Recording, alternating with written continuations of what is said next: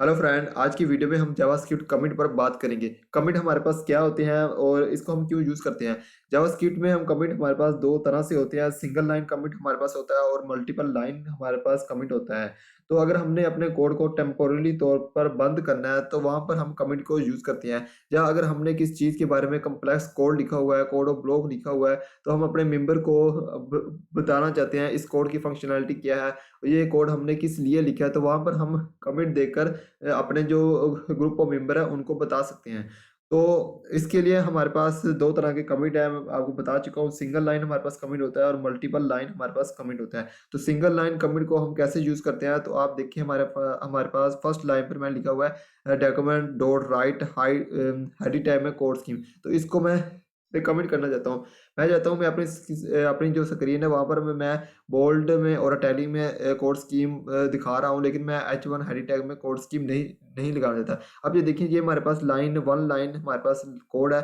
तो यहाँ पर हम जो कमेंट यूज़ करेंगे वो हम सिंगल लाइन कमेंट यूज़ करेंगे। तो उसको हम क्या करेंगे, तो यहाँ पर आप देखिए मैं जैसे ही स्लैश लगाता हूँ तो हमारे पास जो फर्स्ट लाइन है वो हमारे पास कमेंट हो चुकी है।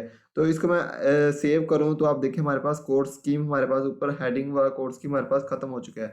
तो इस तरह आप सिंगल लाइन कमेंट यूज़ कर सकते हैं। तो अगर हमने किसी कोड को हाइड नहीं करना, यानी कि हमने उसको कमेंट नहीं करना, तो मैं सिर्फ मैसेज देना चाहता हूँ तो हम मैसेज भी दे सकते हैं। तो यहाँ पर मैं लिख देता हूँ दिस इज जस्ट कमिट, ताकि जो मेरा रीडर है जब वो कोड को रीड करे तो उसे पता चल जाए कि मैंने ये सिर्फ कमिट के लिए इसको यूज़ किया है। तो इस देखें तो हमारे पास आउटपुट देखें, दोबारा से हमारे पास हेडिंग टैग हमारे पास आ चुका है। तो इस तरह हम कमिट भी दे सकते हैं सिंगल लाइन।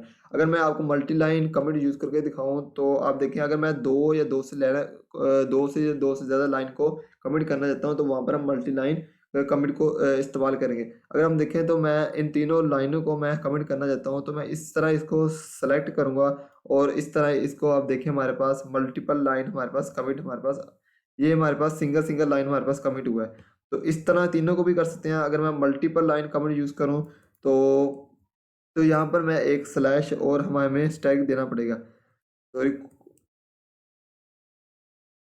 अब यहाँ पर हमें एक स्लैश और हमें स्टैरिक देना पड़ेगा, और स्टैरिक देने के बाद लास्ट पर भी आकर हमने दोबारा से स्टैरिक और स्लैश देनी है। तो ये हमारी तीनों लाइनें हमारे पास कमेंट हो जाएंगी। तो देखिए अब हमारे पास जो स्क्रीन पर आ रहा है हमारे पास कोड स्कीम लिखा हुआ आ रहा है, वो सिर्फ यहाँ पर हेडिंग टैग का लिखा हुआ आ रहा है। तो यहाँ पर हम मल्टीपल लाइन भी कमेंट कमेंट कर सकते हैं, मल्टीपल लाइन भी हम कमेंट कर सकते हैं इस तरह।